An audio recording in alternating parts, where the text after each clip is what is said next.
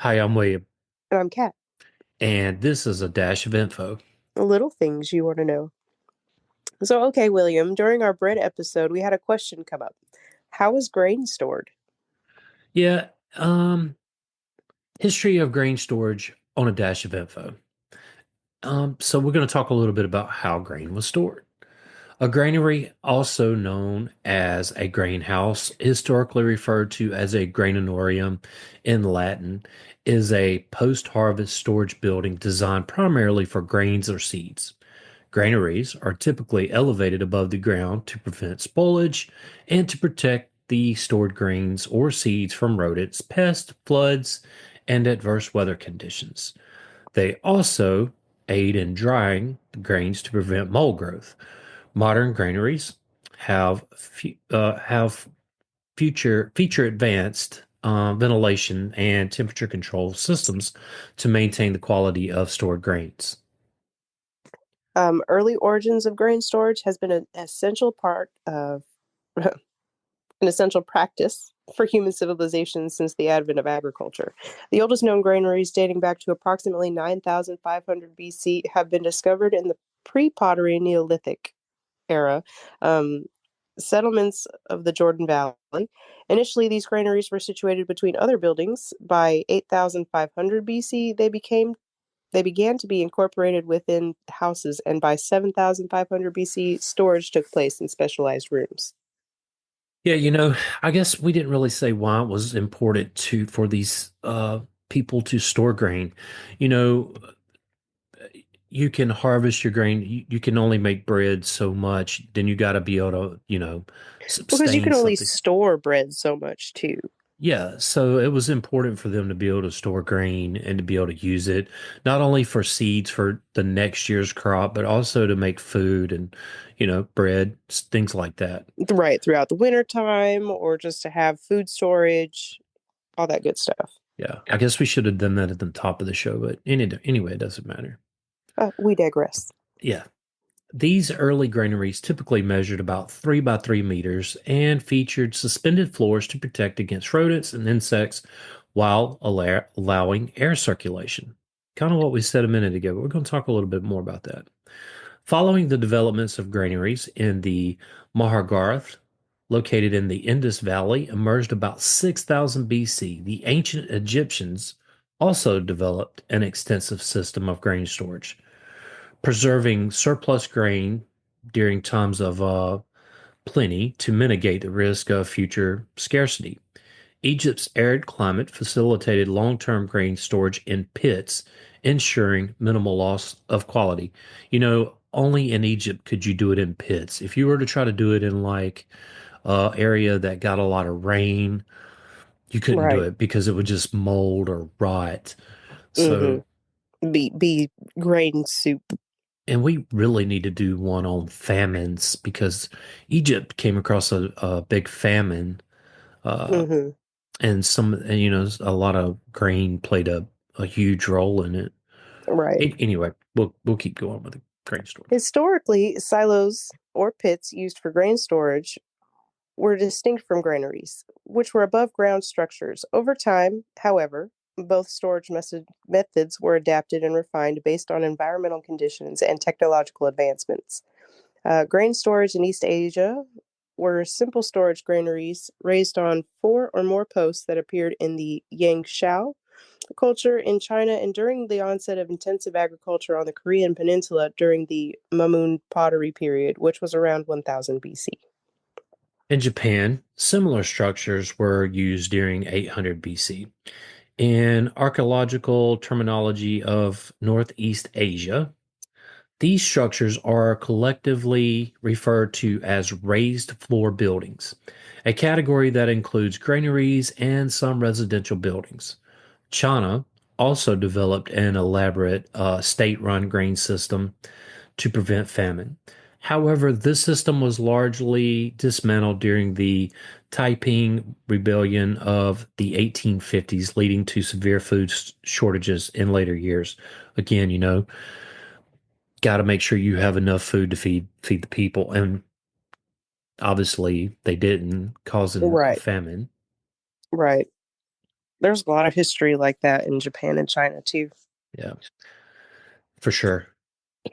Grain storage in Southeast Asia and the Indonesian archipelago, vernacular architecture includes wooden and bamboo granaries raised on posts to prevent rodent infestations.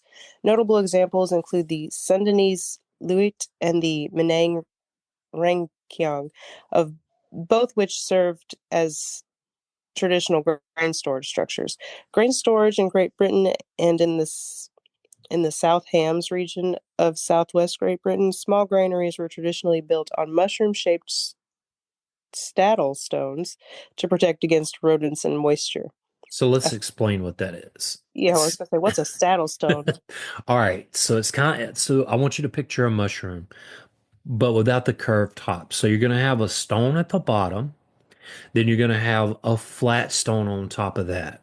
Oh, And okay. that's where the grain is. So the rats can't climb stone. They can't claw to it. So if it was wood, they would be able to crawl Right. underneath it and get to the top of it.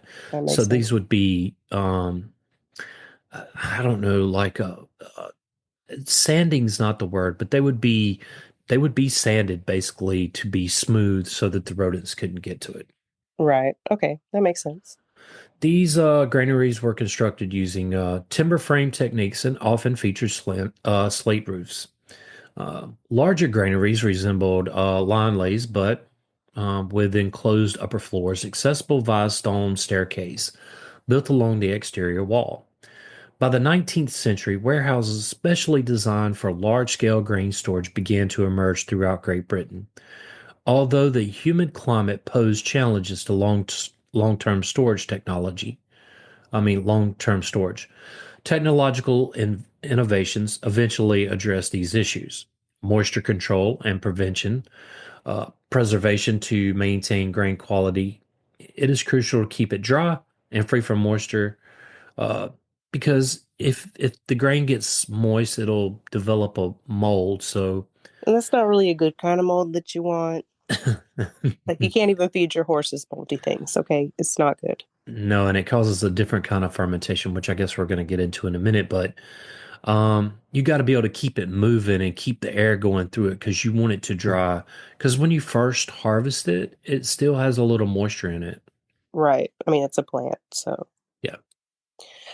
Newly harvested grain often contains excess moisture, which can lead to mold growth, fermentation, and heating, compromising both quality and safety. Fermentation can render grain unusable by producing toxic mycotoxins. A traditional method to combat this issue involves spreading grain in thin layers on the floor and regularly turning it to facilitate aeration.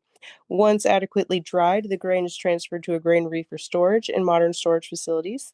Grain is often dried mechanically using aeration systems or external drying equipment, which, I mean, you just talked about that. Yeah. Um, Today, large scale grain farming operations employ steel granaries to store harvested grain on site until they can be transported to central storage facilities or, to be sold. Right. These large mechanized storage sites, known as grain elevators, are practically prevalent in Russia and North America. Equipped with temperature control and automated aeration systems, modern grain elevators optimize storage conditions and ensure efficient distribution. Granaries have evolved significantly over millennia, adapting to cultural and technological advancements to safeguard essential food resources.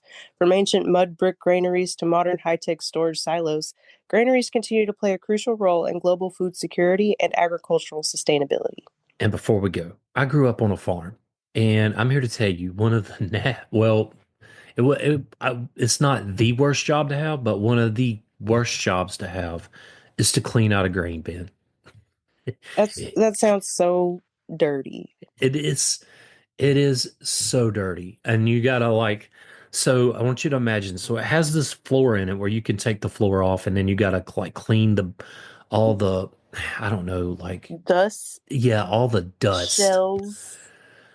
You got to get Ugh. all of that out of there, and then you put the floor back in, and then it's because you got to move it from one bin to the next to keep the air flowing through it. Because if it becomes too moist, too if it's too moist, then you have to take it out of that bin and kind of like move it to the next bin. And as you're doing that, you're kind of moving air through it, kind of dries it.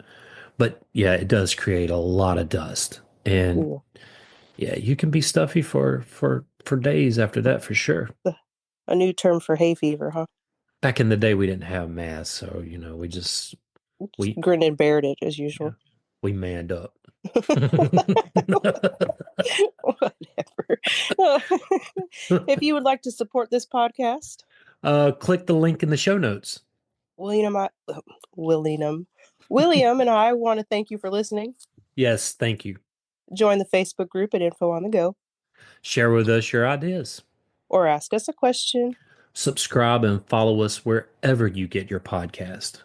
Send us a text using a link in the show notes, or leave a review. Or email us at, Info on the Go podcast at gmail.com. yes, that is a long email. Mm-hmm. Till next time. Stay curious.